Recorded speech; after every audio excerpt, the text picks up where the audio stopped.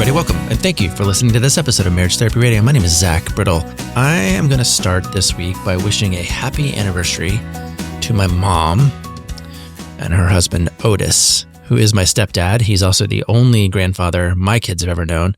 They are celebrating 25 years together. Well, not quite together, but they're celebrating 25 years married, and I'm really excited for them. This is a second marriage for them both. After first marriages, obviously, that didn't work out in the way that maybe they originally hoped. And then they found each other. And you today get to hear that story. They were kind enough, brave enough even, to come on to Marriage Therapy Radio and answer a few questions from me and tell us their story, a little bit about how they're making it work. And I'm excited that you get to hear from them. So I'm not going to say too much more about that. I'm just going to invite you to hang out with me and my mom and my stepdad. This is a very cool conversation. Stick around. Hi, Mom. Hi, Zach. How you doing? I'm good. How about you? Pretty good. How you guys doing today? So far, so good. Right on. Day's just starting for us, though. Me too. Have you ever been on a podcast before? No. No? How are you feeling? Are you nervous? Yes. Okay. Otis, how are you feeling this morning? Just another day. Yeah. Yeah. This is a pretty big day. You guys have this is your 15 minutes. You're coming out and to do the thing. All your friends are going to listen to this, and they're going to tell you how amazing you are. Okay. Oh, that'd be good. You, Mom, Joe, you've been my mom for 52 years. Yeah. That's correct. And Otis, you've been my stepdad for about half that. Is that right? Close. 25. You guys celebrating your 25th anniversary? Right. So that means you've been married not as long as me. That's correct. You've got 3 years on me, and you often tell me that. Yeah. What I want to know is, do you need any advice right now? You're talking to a marriage expert, and I'm just wondering if I can help you guys in any specific kind of way. If we have any questions, I'll ask. Okay, right on. How do you feel, Mom, about your son being a relationship expert? Do you have opinions about that? Now, that's a hard question for me. But well, I'm no, going to ask I you don't. lots of hard questions. So these are just warm-ups. Well, no, I don't have any questions. I wouldn't be surprised with anything you did, sort of. You wouldn't be surprised with anything that I did, sort of. No, well, you can do almost anything you want if you set your mind to it. I've had a couple of conversations on the podcast with people that I went to high school with, and I asked them if they're surprised that this is where I ended up as a career. And I'm kind of not, but you've known me the longest. But this isn't a surprise for you. No, not really. All right. I want to ask you guys a question that I'm actually dying to hear you just talk about in general. When you got married, I've told this story a lot on the podcast. You got married for 35 years. There was none of this death to us part. Oh, that's nonsense, right. That's right. And how old are you guys? Must have been in your mid 50s at that point. I think that point I was 52. Just the same age as you are. Same age as me. Mm-hmm. There's hope for me yet. I'm just kidding. Mm-hmm. What was that about? How did you guys come up with that? What's been your experience? You're farther along. Only got 10 years left. Tell me about your vow and what that means to you and what your experience has been. This idea. It was, and it was basically a joke, and teasing with her, I said, after 35 years, maybe I'm gonna check out the nursing homes and see what's out there. See who's there. Yeah, and it wasn't in our vows; it's just in our rings. Well, so it's more permanent than the thing you said. And that in 2000, what was that? 2000. Mm-hmm. Yeah. There weren't a whole bunch of people standing around with their phones recording what you said word for word to hold you to it. So you decided to etch them into the piece of jewelry that you wear around forever. Yes. Yeah. And we talk about it from time to time. It's a fun thing that generates some conversation every now and then. Yeah. Tell me what you've learned. Okay, hold on. Let's get some context here. Mommy, you were married to my dad for how long? 29 years. Okay. So all right. And then Otis, how about your first marriage? 27. And I've told people like, I think you would agree with this. We've had this conversation a lot over the last 25 years that this marriage for sure is way better than those two were for each of you. But what did you learn the first time around that you're now relearning or learning again in this version? Or maybe just tell me what you know about why the first ones didn't work. Okay, just to give you a little context on that, and I think you know this, your dad pretty much controlled me. And Yeah. I let him control me. Yeah. Not verbally, but, so I didn't fight. I didn't stand up for myself so much. That was his strategy. So, he had to kind of run the show. Yeah. So when we first traveled with the Ramseys, and I can remember Joe saying, "Who is this woman we're with? This is not the woman that I know." I'm sorry. When you and Otis first traveled with the Ramseys. Yes. Because Joe knew you guys before Yes. he was a friend of your first marriage. Yes. Okay. Yeah. And We just so need, he sometimes was we need saying- to bring people up to speed because they're learning all this for the first time. But Okay. So he Joe says, "Who is this?" Joe's out with you and Otis after having been with you and Dad. Yes. And he says, "Who is this person?" Right. Yeah. So who was it? It was me. It was me being me Yeah. and being able to say what I wanted to say and do what I wanted to do. And nobody was telling me not to. Yeah. So I was kind of like a free spirit, a new person to him. Yeah. Yeah. Yeah. I mean, I've had that experience too, for sure. Because I guess I was 23, 4 maybe when you guys divorced. Can't quite remember, but I was old enough to have had like formed opinions about who each of you were, and then now another lifetime later to see who you are. It's a market difference for sure. Okay. So I feel like it. yeah. And then what do you know, Otis? What was the breakdown for your first relationship? I don't want to spend too much time here, but there's a juxtaposition, of course, between what you had and what you have, and I'm interested in that. Well, the relationship was very similar to your mother's, in that my wife was a very, very controlling person, and she was an adult child of an alcoholic, and just had to be in control of things, and she was really good at fixing chaos. So literally, She had to create it. She would create chaos to be able to get in her comfort zone. Mm-hmm. So when did you know when did you, like, sometimes I wonder, like, when did you know that this was not going to work? Like, you had what, 29, would you say 29 and 27 years? Well, a defining moment was we had bought a house in Castle Rock, and it was a fixer-up, and I was being assistant principal and athletic director and working for a very difficult person, and life was miserable.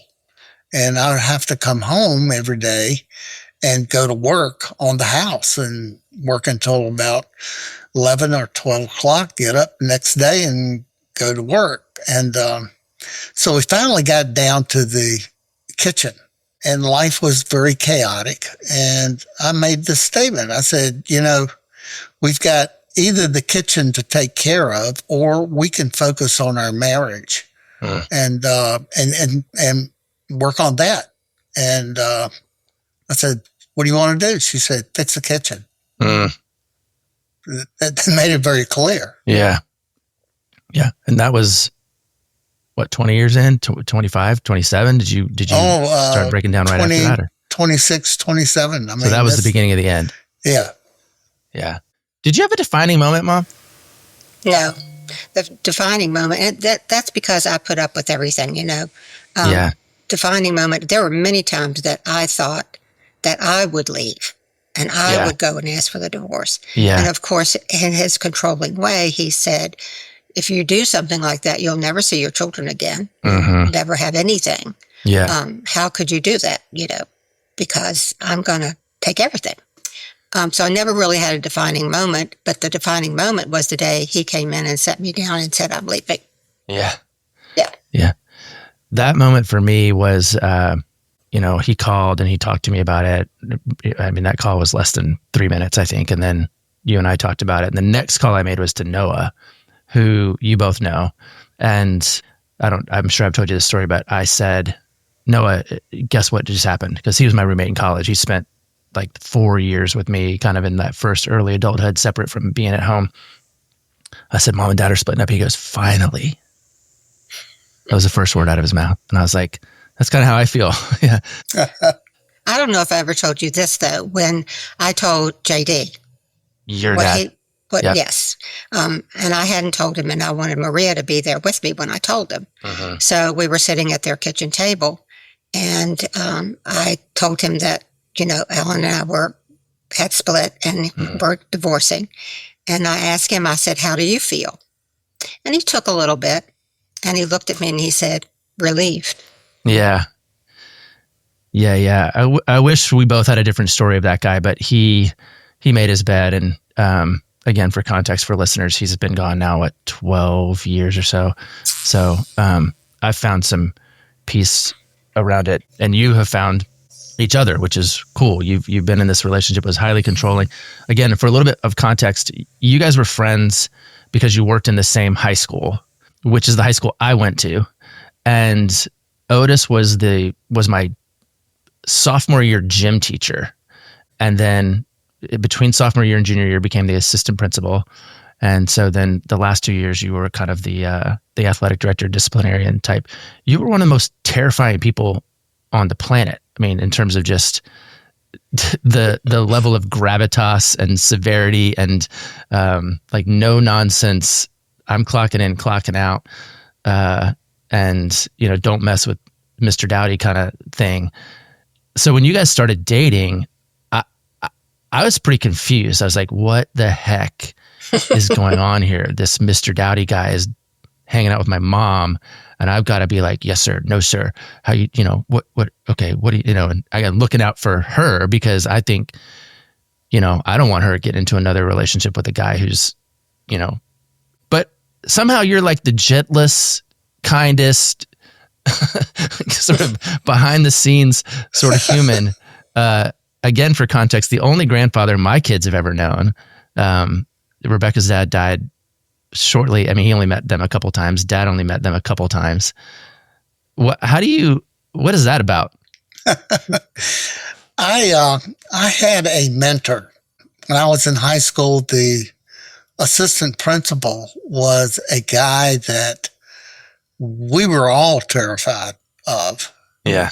And he was quite an amazing athlete in his youth. And the more I got to know him, the more interesting he became. Just kind of like a side story. My best friend and a couple of his buddies decided to skip school one time, and they went downtown and shot pool. So they came back and they had to check in with him every morning. He took care of attendance as well. And he said, okay, where were you guys? Where were you? Well, we went downtown and shot pool. And then he gave him this stern look, and he said, let me just check your attendance here. So he looked at my best friend's attendance, and my best friend never missed a day of school in his life. Huh. And his comment was, everybody needs a day off every now and then. I wrote them an excuse and sent them on their way. So I admired the strictness and the controlling that he had, but he had a sense of humor, and he had a presence with a lot of different kinds of people, had a heart. Uh-huh. And occasionally he showed it. Uh-huh. So he was my mentor, and I tried to pattern my administrative career after it. That was maybe a little different than my physical education teaching and coaching. Yeah. Maybe not, but maybe so. I don't know. I just know that I was kind of a scrawny kid and never quite measured up. And I was always under like kind of I was never for fear, but like when I was in these classes with these big athletic guys, and I sort of was trying to figure out where I fit in and could I hang.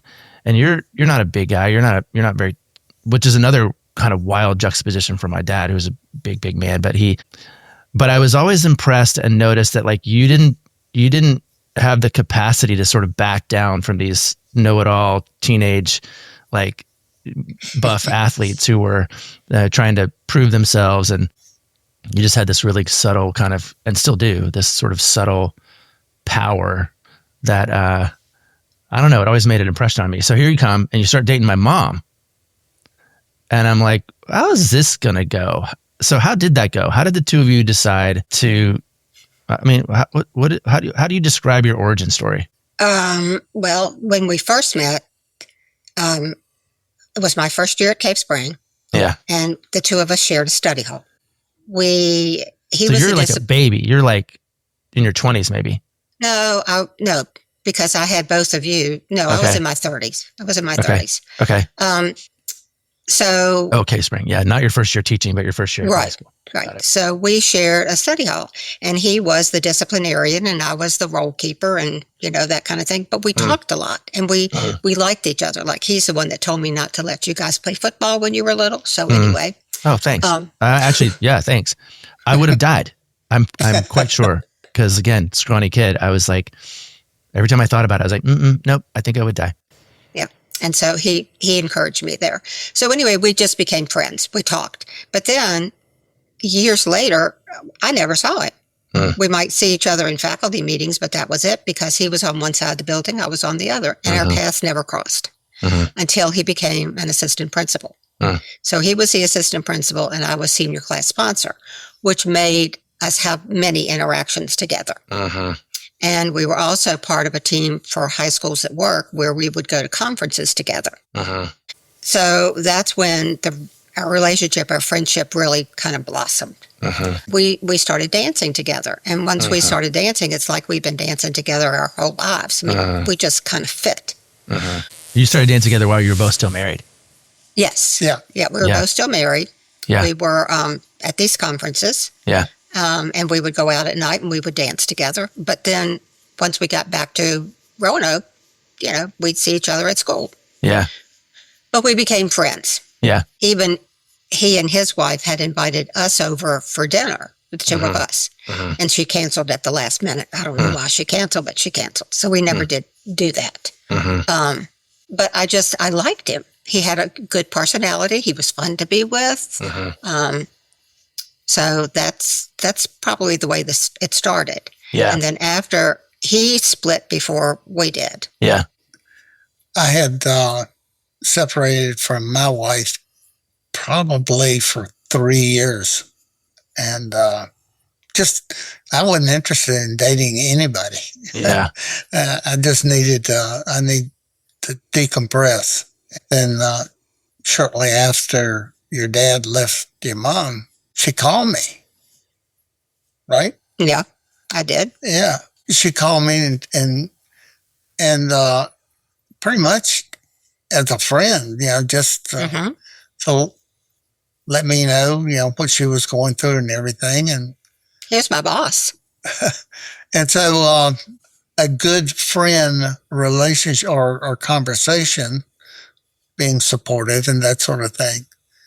But that didn't open the door really for any further relationship between the two of us at that point in time. I was going to say something, but I don't remember what it was. That happens to me a lot these days. Yeah, that's all right. But anyway, we became friends. Yeah. And so then after your dad left, I wanted to kind of do the house the way I wanted it. And he would help me.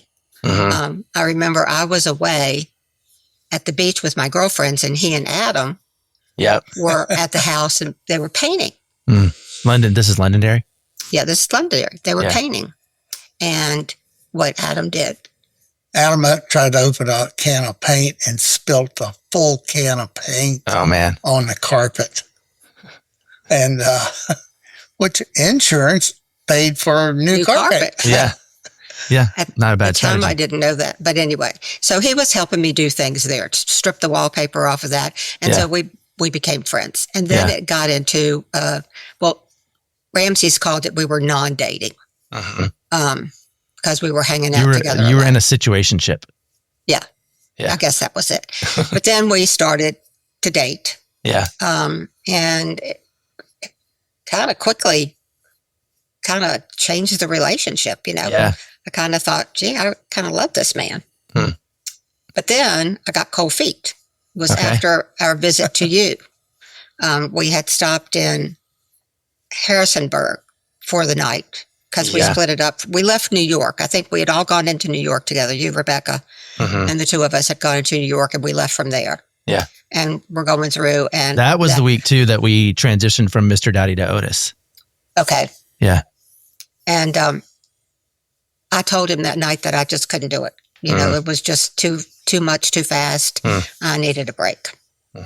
So I'm getting on board and you're getting off board. Yeah. Devastated him. Yeah. In fact, he went out and walked the streets of Harrisonburg. Not quite as entertaining, perhaps, as the streets of New York. That's true. Yeah. But Harrisburg, not Harrisonburg, Harrisburg, Pennsylvania. After we got back, and maybe a day or two later, I called her and I said, listen, I understand where you are. I know where I am, and I'll wait until you're ready. And I didn't contact her anymore. She got back with me, then the relationship began. Yeah. How long was that? A month or two. Yeah, maybe. Yeah. What'd you do? What would you do for a month or two? I didn't do anything really. I went to the farm with the Ramseys. Yeah. They were a good place for me to settle. Yeah. That was a disaster of a weekend, but anyway, for another reason. But I just took my time to think, what I wanted. And he was checking off the boxes. Yeah. And then what made me really decide is we went to Myrtle Beach, to Charlie Hamas in Maryland. They had a house down there that they would let us go to. And we went down there, and we were there for a week. And it was so comfortable. The two of us doing things together, no arguing. It was it was comfortable. It was really good. And that's when I really decided, this is what I want. Yeah. Yeah. And do you know what this is? I mean, of course it's him, but like when you say this is what I want, what is this? And do you still have it? Yeah. This is a peaceful relationship. It's a loving relationship. We balance each other out. We don't argue a lot. As we're aging, it's getting more, or maybe my patience is not as good as it used to be. I don't know that I don't think his is either. Yeah. But we're in a loving relationship where we respect each other. And I guess you can say that that's what this is. Yeah. Hey gang, just a quick break to thank some of our listeners, including my heroes of the week. Maybe not quite the week, but heroes nonetheless. I want to say thank you to Leanne and to Nicole, both of whom recently became paid members of our Patreon community. Also want to thank another one of my heroes, Elizabeth. You may remember Elizabeth from a couple years ago. She came on with her husband, Steve. They were former clients of mine who remain big fans of the podcast. And for no reason whatsoever, she just decided to drop me a line and give me a little pep talk. I'm going to share some of that with you here. So take it away, Elizabeth. Hi, Zach Brittle, Elizabeth Andrews. I've been wanting to message you for some time. You've been on my mind, and I just wanted to let you know a couple of things I wanted to share. I always think it's nice to hear some positive stuff, but I love what you are doing now as an individual business therapist, I guess, business person, therapist. Bravo. I love to see you grow your business, especially on social media. And it looks like you're doing really well. So kudos to that. You have a lot of gifts to offer, Zach. You've got a lot of experience. You're real. And I think anybody, I know we did, but anybody would benefit being under your care. now more presently what I wanted to share. And I've thought about it since we're on your podcast, and you asked, because you even said, I didn't think you all would stay together. What's the secret sauce, basically? And I didn't understand what you meant, nor did Steve. And I said, working on yourself. And, that's all the practicalities. But the biggest piece that I don't think enough people talk about it is the day-to-day. I mean, I know I've seen you speak on it, but we still flirt with each other like we dated, and we play together. We play like pickleball together, or at the same time, there's a lot of laughter. Like, we laugh a lot together. We walk the dogs together. We travel together. And then, look, he's my very best friend. And Zach, had you told me this when we were seeing you, that we would be here, I think deep down in my gut, it was always my dream and hope. Because this is why I left everything foolishly for him. I knew there were pieces that I wanted, and it reminds me of when we were in the very beginning, because especially after all my cancer, and I have to have another surgery next week because cancer is the gift that keeps giving. And so the sexual piece, which has been always our strongest piece, isn't that strong anymore. And you know what? It's actually okay because we have so much fun together. Sometimes I feel like he's my sibling. We have that going on too. But I just wanted to share that with you because you were such a big instrument. I love my life so much. We walk almost every day with the dogs, and we're both so grateful for this season that we're in. We're about to have our third grade baby. We just traveled Europe for 3 weeks. I'm just so grateful, and you're a piece of that. I just wanted you to know I have never been this content, this joy-filled, this peace, in spite of everything. I just love my life right now, and I know it'll change. So we're both leaning into how grateful we are with everything. But I just wanted to share that with you. So I hope you and Rebecca are great, and hugs and kisses and all that jazz. Bye. If you want to contribute your voice or your financial support to Marriage Therapy Radio, I would be glad to receive it. You can join our Patreon community at patreon.com/Marriage Therapy Radio. You can also find that at marriagetherapyradio.com and just click on the Patreon button. If you want to send me a voice message, you can do that at info@marriagetherapyradio.com. I would love to feature it on the podcast. This is a fun little gig, and it's always great to hear about how other couples are benefiting from the work that they're putting into their relationship. I think it's a cool thing to be sharing. I also want to remind you and invite you to read the stuff I write. It's at my blog called Stuff I Write, where you can subscribe. This week, I actually started with an issue that some of my clients brought in. It's this issue around sometimes feeling like Charlie Brown trying to kick the football while Lucy pulls it away. And I actually argue that Charlie Brown should try to kick the football while Lucy should pull it away. It was a fun one to write. And I'm just trying to stay on top of things there that are maybe not strictly relationship related, but are still cool nonetheless. So that's it. I wanted to say thank you to our listener friends. I wanted to highlight Elizabeth's message, and I wanted to invite you to join in supporting Marriage Therapy Radio, both through Patreon or through just sending me a note, or supporting the Stuff I Write by subscribing at stuffIwrite.com. And now back to the interview with my parents. Early on, I have to admit, I have a temper. And, and usually when I get angry, it's about something that I've done. And so I somewhere heard this and shared it with her, and I said, "Okay, we've got to have a 5-minute rule. So for 5 minutes, you can be as mad as you want to be, but after 5 minutes, you got to stop and get over it." And early on in doing this thing, usually after about 2 minutes or so, I'd look at her and she'd just be looking at me, and start laughing. And there have been occasions where I say, "Okay, this one I need a little more than 5 minutes." I would set a timer. And when the timer went off, he had to get over it. Yeah.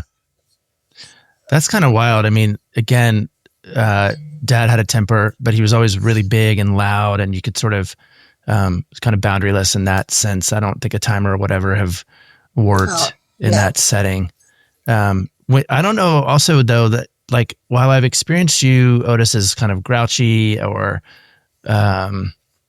like maybe angry, I don't think I've ever experienced your temper. Like what happens to you when you get angry? Like when you say I have a temper, what, you don't get big, you don't get loud.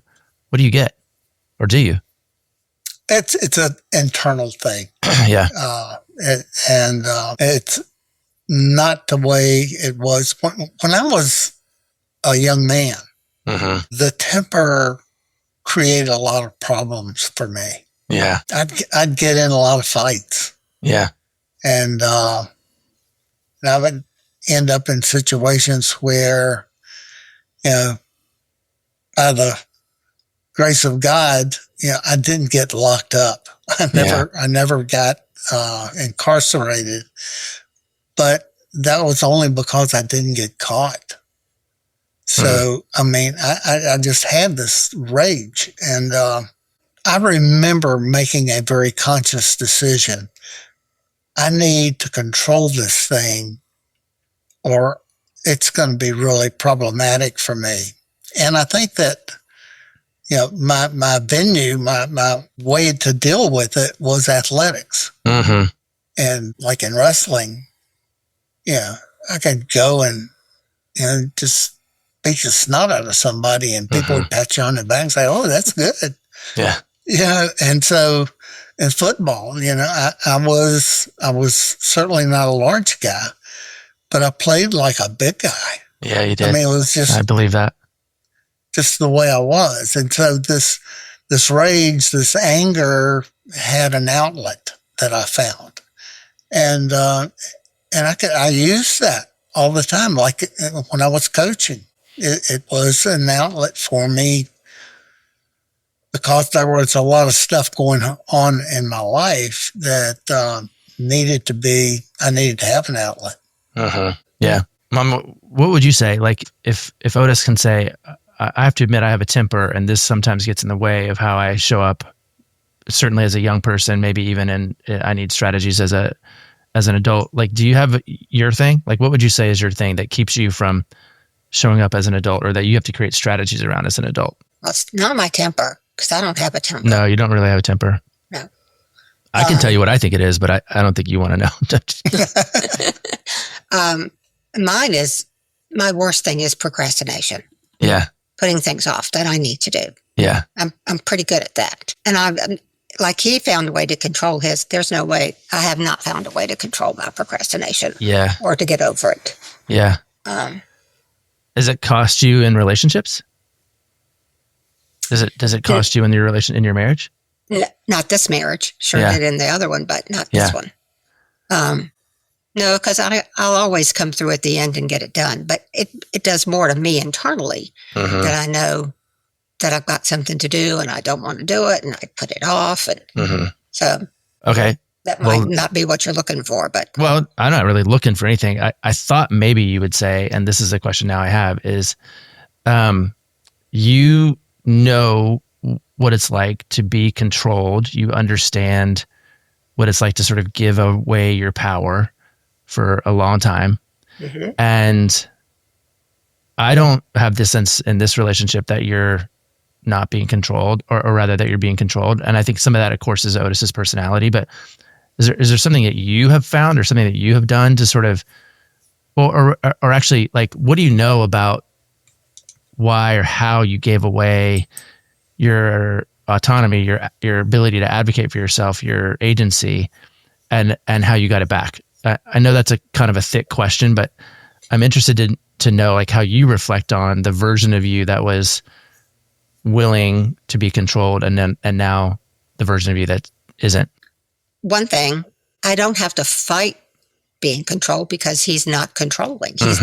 He's giving me all my space to do what I want. And no time is he trying to control me. So it's not what I don't think I'm doing anything differently. But he's so much different than your father was. And there is not one piece of him that wants to control me. He wants me and allows me to be who I want to be and do what I want to do. And that's nice. Do you feel like this is you? Like, is this, you're like, I think that's how you started. You kind of go, I get to be me in this relationship. Whereas you didn't get to be you for whatever it was. Yeah. No, but I do get to be who I am. Yeah. Zach, our relationship is so strong that we allow one another a lot of freedom. For example, she takes a lot of beach trips with her girlfriends and things like that. And I have no resentment about that whatsoever. And I'll do a golf trip and or I'll immerse myself into sports or whatever, and she allows that. I mean, we're comfortable with that, and we really enjoy doing things together. Yeah. I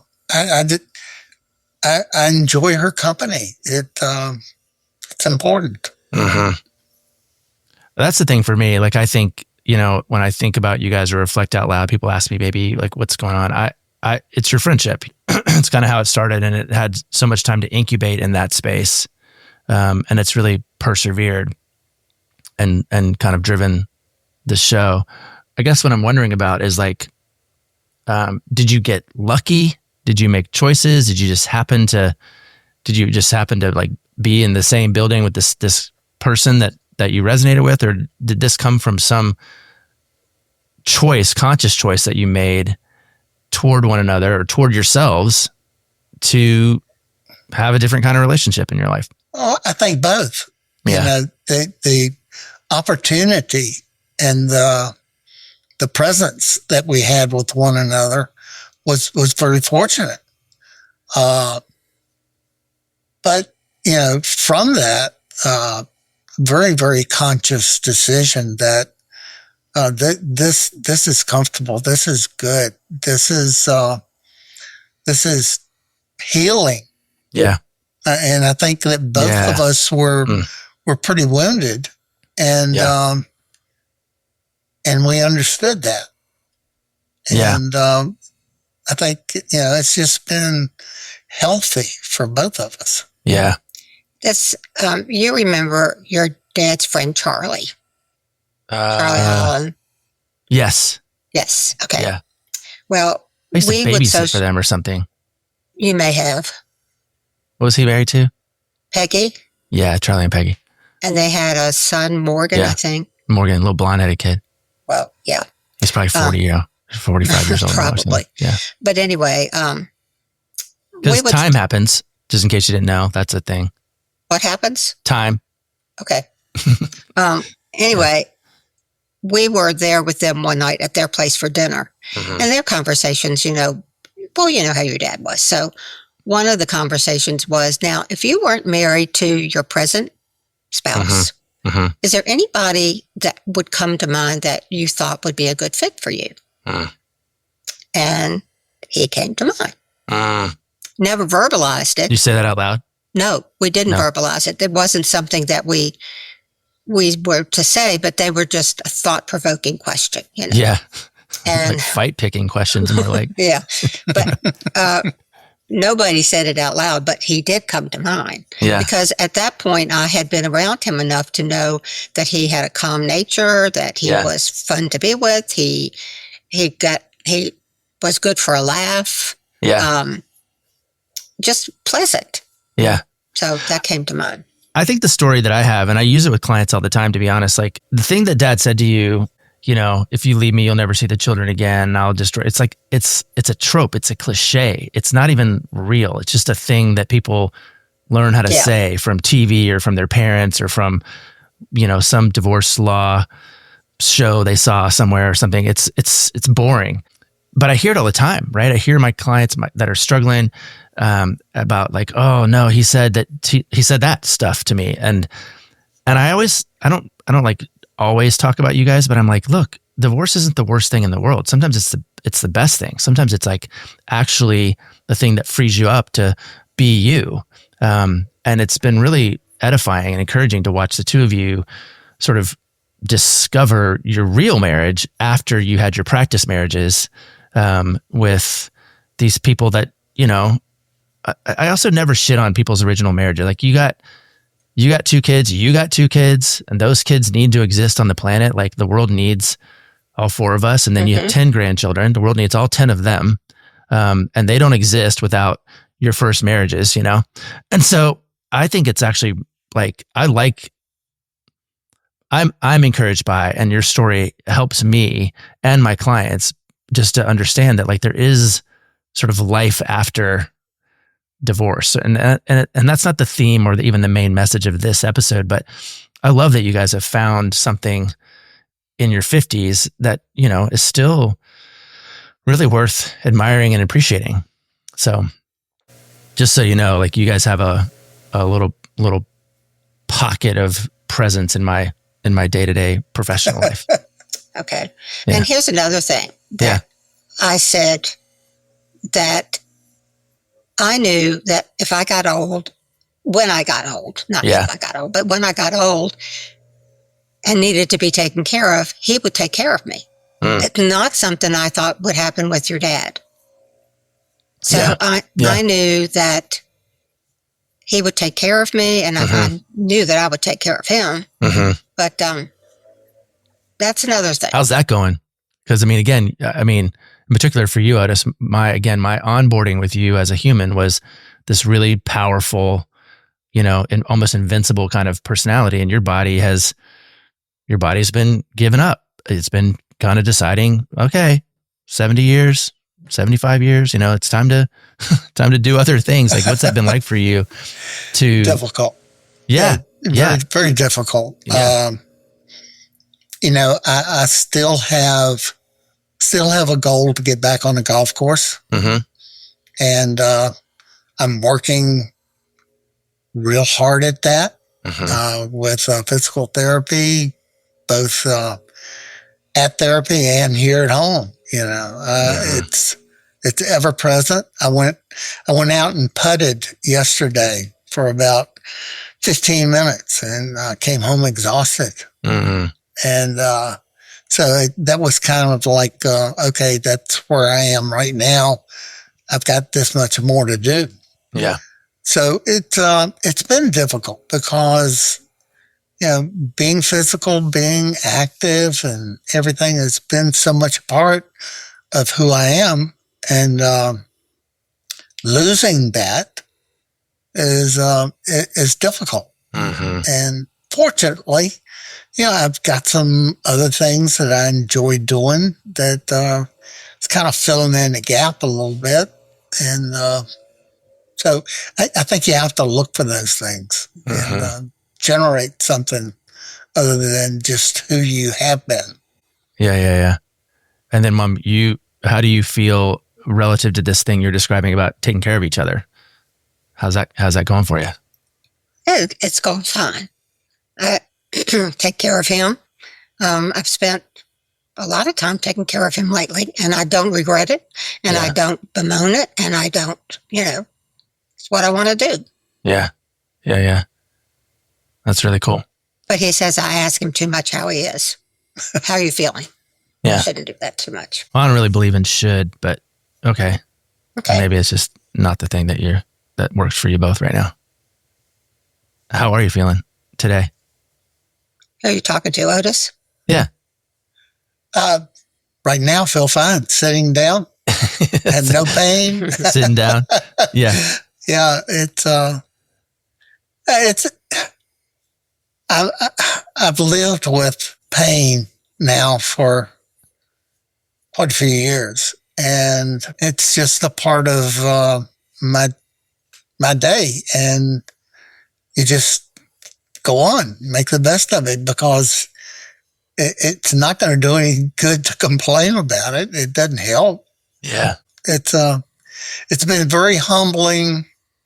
In a sense, it's strengthened my spiritual life as well.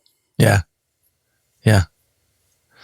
Well, it's been cool to watch you guys continue to take care of each other and model something like just friendship that leads to intimacy. And I think, if there's anything, I don't think, again, it's kind of the hope after divorce isn't going to be the theme, but just to see you both thriving, it's really cool. I'm really proud of you, Mom. Thank you. Yeah. I am too, because this life is so good now. Yeah. Yeah. And it's wild to be old enough to like have memories that are a lifetime ago. And in those memories, I'm an adult, or you're an adult, right? Just thinking back to even 25 years ago, like I was an adult 25 years ago. That's weird. So even another thing that I say to a lot of people is the idea of like raising kids feels really important when your kids are 5 and 10 and 15 years old. But the reality is you and I have spent more time as adults together than we did as you being the adult and me being the child. And so, just the idea of like watching you become an adult as I become an adult has been really wild and cool. So, anyway, I'm glad that you made time to talk to me. Do you have any questions for me, the relationship expert, the podcast host, the famous? I'm not famous, but while you've got me on the line, is there anything else that you need? Well, what would you suggest that we do to strengthen our marriage? Oh, geez.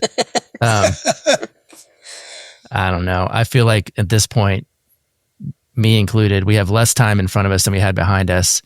And the thing to do is to not sweat the small stuff. Pick your battles and then put some back, and then put a few more back. And I think you guys are already like really, really good at that. So I got no advice for the two of you. Okay. One of the things that we were told that remains very, very formal in our relationship is be kind to one another. Uh-huh.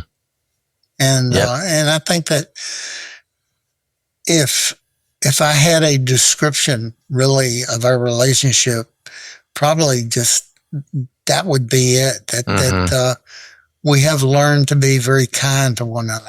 Mm-hmm. Yeah. Well, you deserve it. I mean, especially if you spent a whole lot of time trying to figure out whether or not kindness was a thing you deserved or had access to. Like, to lift it up as a priority is, certainly a piece of wisdom. So I love you both. I'm looking forward to seeing you guys in a little while, I guess in a week or two after this episode comes out, which will come out on your anniversary. So happy anniversary. Oh, good. And we'll look forward to sharing your story with the whole world. 7 billion people. I'm sure that's how many listen. Pretty popular. Thank you, Zach. We're very proud of you as well and love you very much. Okay, thanks. Yes, we do. And I look forward to seeing you. We both look forward to seeing you soon. Okay, thank you, Joe and Otis. Mom, I'm proud of you. I love you. And Papa, I'm really glad that you are in my life. And I hope you guys enjoyed hearing from them. They're a cool couple, and we've really enjoyed watching them grow and celebrate their relationship over the last 25 years. It's been fun to learn from them and have them learn from us a little bit. I want to thank you for giving them some of your attention, and I'll thank you for the time and attention that you're putting into making your relationship better today than it was yesterday.